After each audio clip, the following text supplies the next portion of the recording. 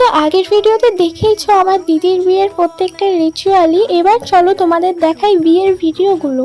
এখানে জামাইবাবু তো বসেই গেছে বিয়েতে, আর তারপর দিদিও রেডি হয়ে যাচ্ছিল পিঁড়িতে বসার জন্য। আর এখানে জামাইবাবুকে একটু পিসা বরণ করে নিচ্ছিল, আর তারপরেই দিদিকে পিঁড়িতে বসিয়ে নিয়ে চলে আসে সবাই মিলে। এখানে সাত পাকও হচ্ছিল।